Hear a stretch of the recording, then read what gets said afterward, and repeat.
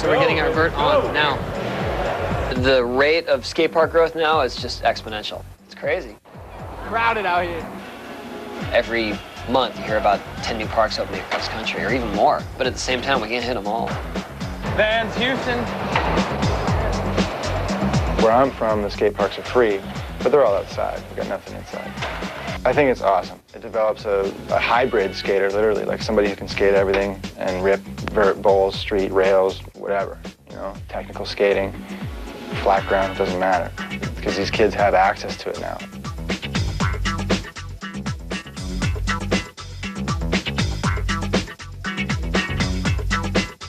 I like skating the parks just because you didn't get kicked out. You know, you can just go, pay, skate, and not have to worry about getting kicked out in 5 minutes or something, you know, so I love just going to good skate parks.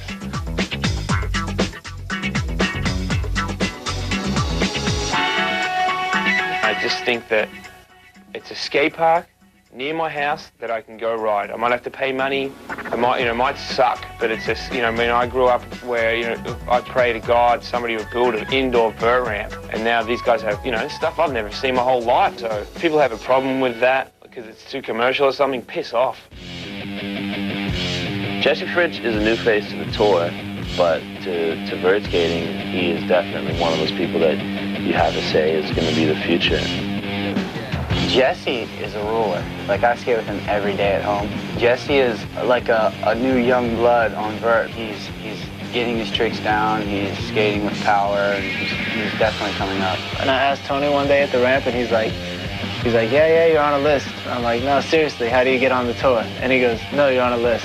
And I'm like, all right, great. Tony doesn't want me on this tour. And then like 2 months later, it's like they wanted me to come, so it's right. First time I've ever been on a skate tour that has other vert skaters and just dudes that are this good, man. It's crazy. Everyone knows the ropes. Like, everyone gets on like, hey, But for me, I don't really know what I'm doing, but I guess I'll learn. Pretty much every single time we skate vert on this trip, it's a demo. Like, you're under the microscope, perform, and we finally got to just go have a session, like no pressure, just go and try stuff, which, is not that exciting to watch from a spectator standpoint, but for us, that's why we do it, we live to learn new stuff, so we got to actually try out some stuff.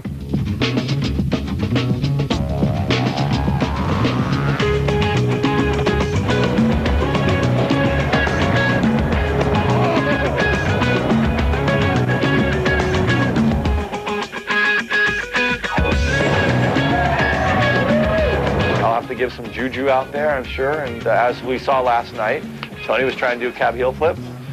He had been trying an hour, and I walked over, went up, just wanted to tell him how good Riley was skating. Really good advantage. Go big this one. All right.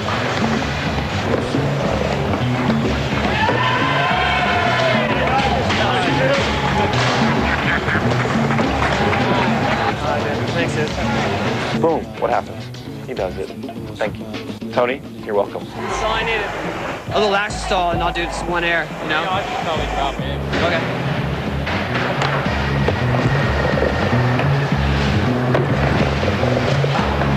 I blew it because I didn't want to risk taking out Eric Costin while he's skating vert.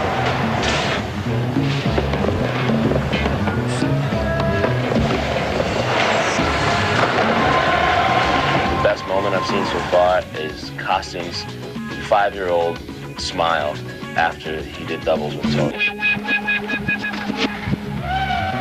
This is the leg where I skate, and I actually do stuff besides amuse other people at my expense. So stay tuned.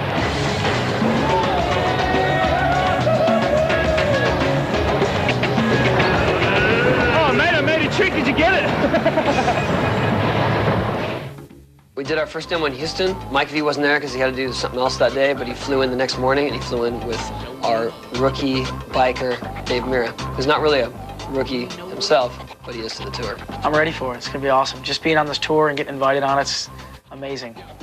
I think Mira is underrated when it comes to will he be able to hang on the Tony Hawk Tour. I think a lot of people think he can't, but I think he'll actually probably be in full effect. He has a really good sense of humor, and he's actually really funny, and so he'll fit right in.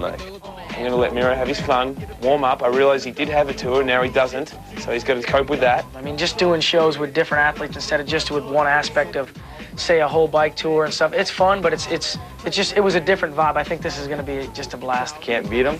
Join him. Mira, glad to have you aboard.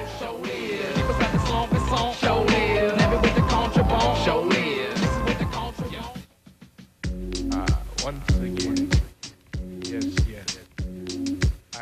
Nothing's changed in 16 years of skating. For me, you know, street skating, it's like, it's the same thing. Except for maybe now, like, as opposed to when I was like 12 or 13, I'd probably run from the cops. Now I don't run. That's the only thing that really hasn't changed. I'm too old to run. The capital G's putting the P's in hip hop, saying hi to the hoes who wear hardly any clothes. Here's looking at you, watching me, the incredible. But it's still, you know, you're getting kicked out. Still hopping over the fences in schools every weekend.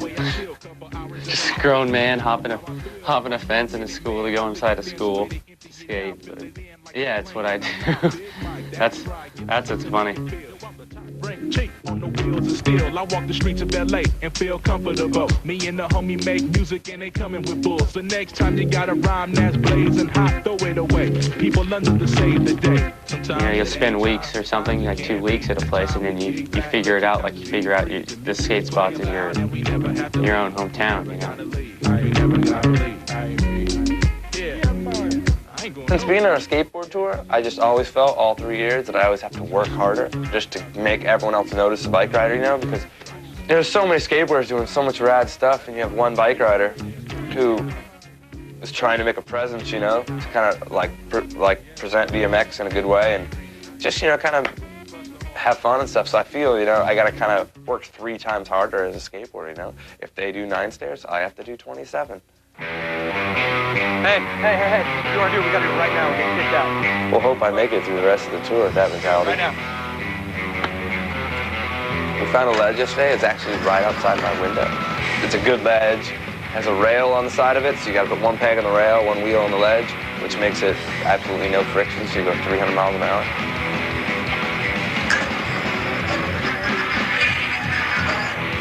That's probably the biggest ledge I've ever done. Right as I landed, I look up and just like 5 or 6 security guards getting out, cars coming down. It's like security guards are doing their jobs, but like, can't they do them on the other side of the building?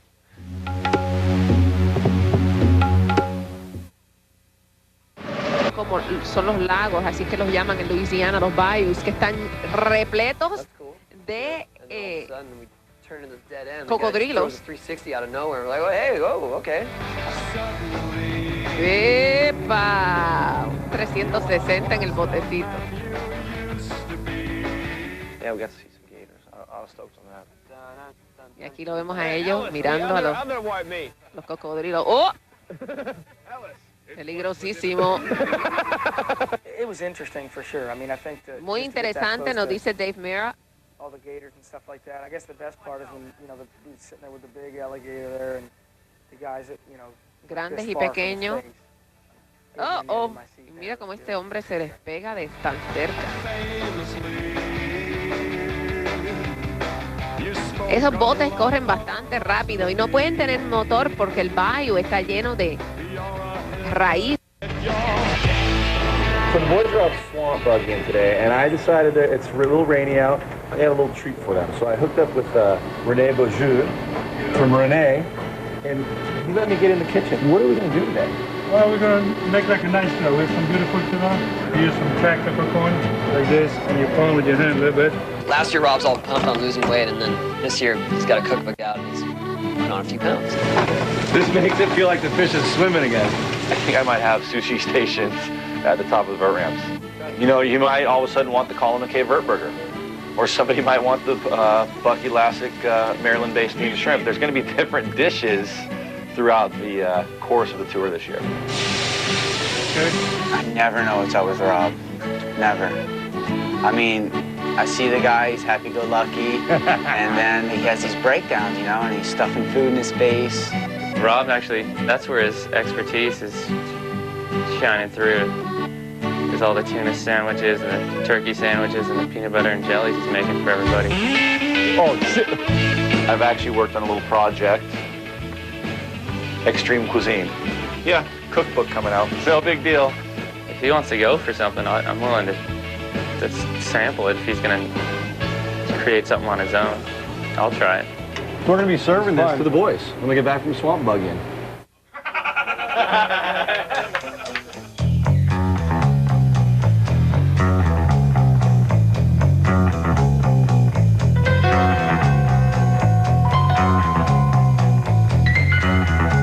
You know, the question we always get asked on this trip is, what does Rob do?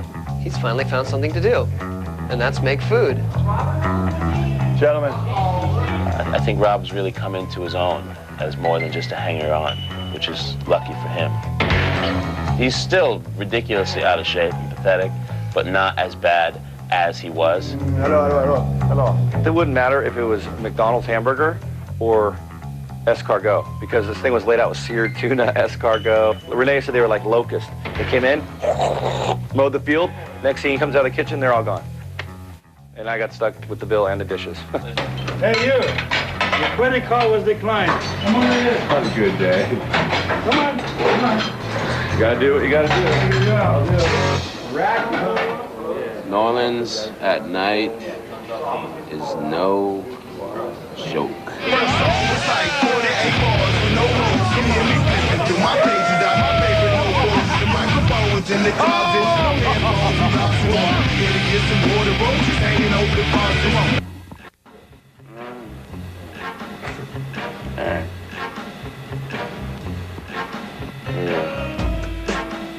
Right in Pensacola, finally leaving New Orleans.